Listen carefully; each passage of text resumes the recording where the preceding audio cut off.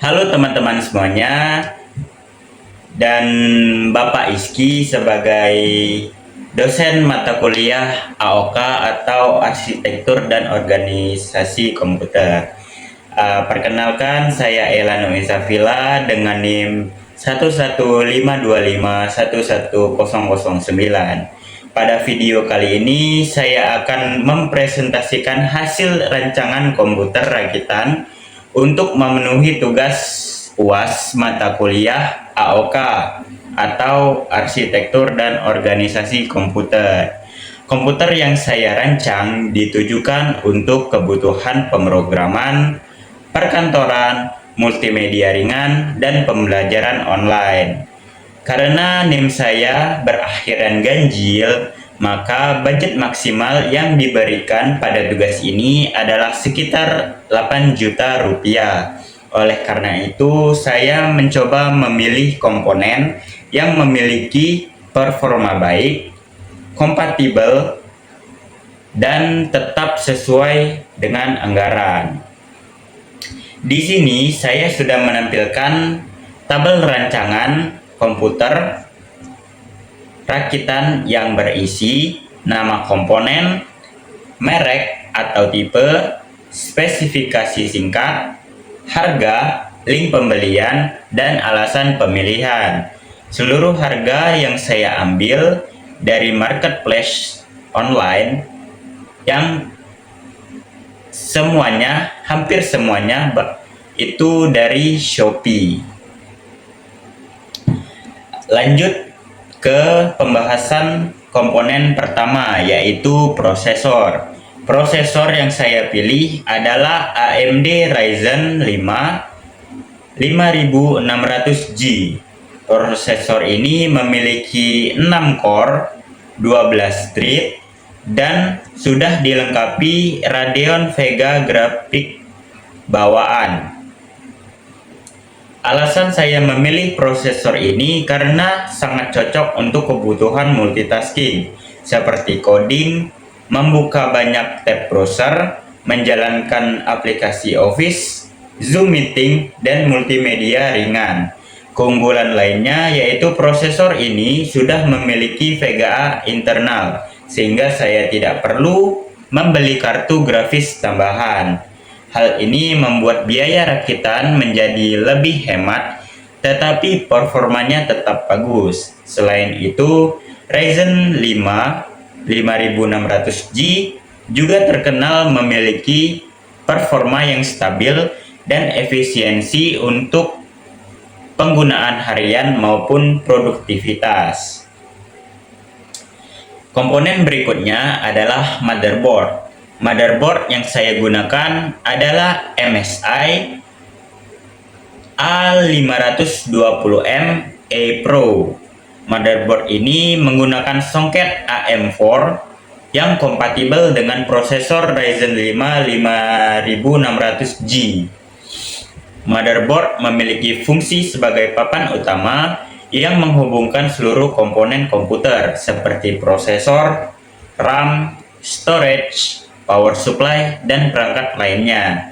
Alasan saya memilih motherboard ini karena harganya cukup terjangkau, sudah mendukung RAM DDR4 dan slot M2 NVMe, dan mendukung upgrade di masa depan. Motherboard ini juga cukup stabil untuk kebutuhan pemrograman dan pekerjaan harian.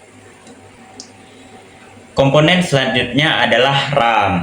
RAM yang saya gunakan adalah Tim Group Elite DDR4 dengan kapasitas 16 GB yang memiliki kecepatan 3200 MHz. RAM berfungsi sebagai tempat penyimpanan sementara ketika komputer menjalankan aplikasi.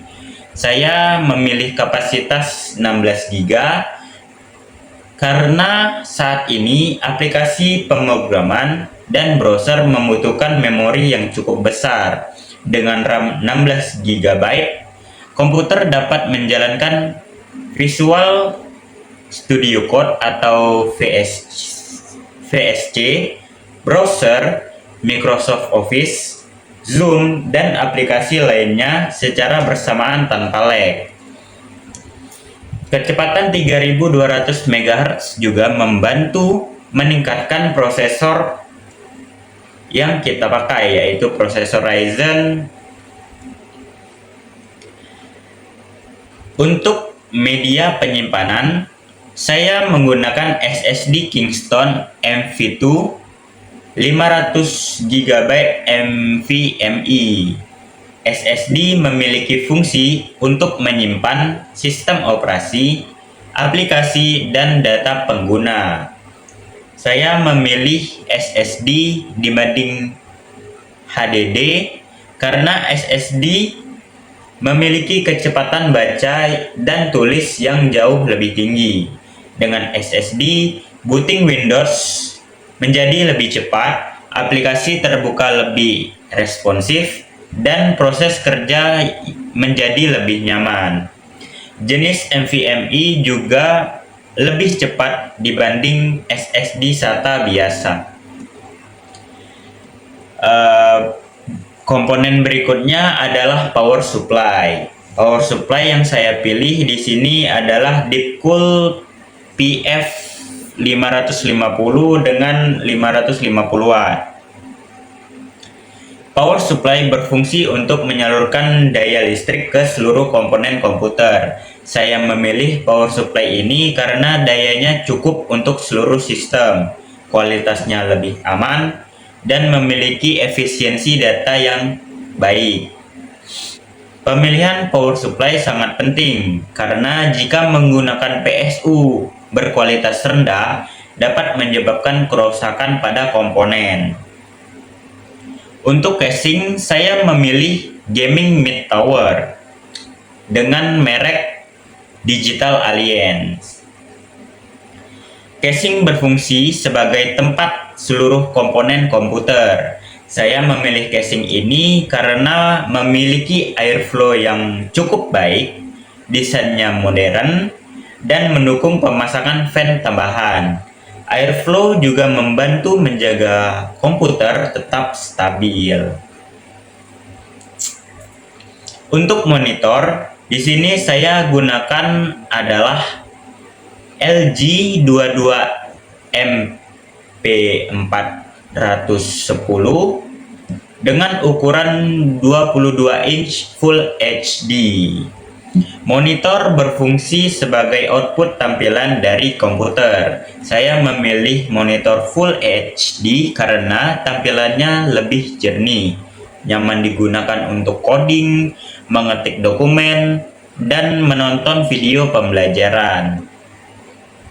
Ukuran 22 inch juga cukup ideal untuk penggunaan belajar dan bekerja.